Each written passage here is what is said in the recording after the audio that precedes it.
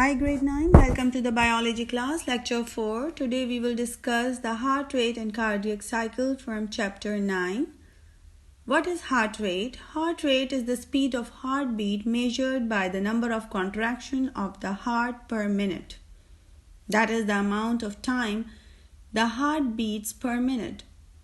It can vary, it can be different according to the body's physical need. What does that need means? Means the need of absorbing oxygen and obviously in return excreting out carbon dioxide. So person at rest might have normal or low heart rate as compared to the person just after exercise, running or walking.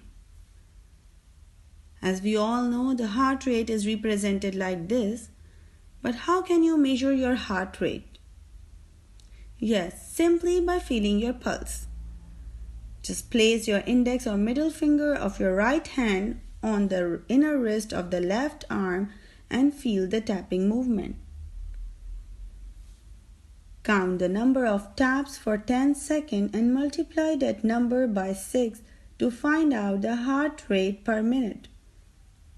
As there are 60 seconds in 1 minute, that's why we are multiplying it by 6. So the pulse in 10 seconds, for example, if we take an example of 12 taps, so we just simply multiply 12 by 6 and the answer will be 72 beats per minute. Similarly, if you are given the question and the number of pulses already mentioned, for example, calculate the heart rate if the measured pulse is 14 taps for 10 seconds. So you just simply need to multiply the number of taps, that is 14, by 6 and get the heart rate per minute. In this case, it is 84 beats per minute. So in adults 18 and above, the normal heart rate is between 60 to 100 beats per minute, while for children it is 70 to 100, depending on the physical activity. So your heart is continuously beating to help the blood circulating throughout the body, and its rate changes depending on your activity level. For example, while sleeping, your heart rate might be low or normal, but during exercise, it increases to supply the muscles more or enough oxygenated blood. This is why while exercising or while running, we breathe fastly, because there is lack of oxygen in our blood cells. So to maintain all that, to balance all that oxygen level, our heart rate increases because it pumps more blood fastly. So to maintain and explain all this, there is a cardiac cycle, that is the sequence of events in single heartbeat. It involves systole, that is contraction, and diastole, that is relaxation of atria and ventricles.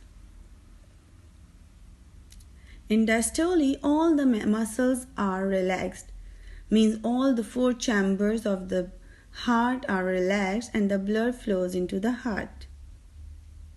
While in atrial systole, the muscles of atria contracts and ventricles relax. So atrial systole also called as ventricular diastole. Why? Because at that time ventricles are relaxed. So the blood is squeezed or forced down from the atria to the ventricles. As we have discussed in our previous lecture also, that the blood has to enter the atria and then move down towards the ventricles in the heart so that it can move towards the arteries to be transported to other parts of the body. So for this reason, the atria needs to contract to push the blood towards the ventricles. Once the blood enters the ventricles, the ventricular systole starts. Why? Because at that time the atria relax and the ventricles contracts. At this stage we also call that it is atrial diastole and ventricular systole. But the blood does not enter the atria again, and it moves or forces out from the ventricles towards the arteries. The valves in the chambers prevent the backflow of the blood from the ventricles to atria. This is the end of our today's lecture. Hope you all understood. Thank you.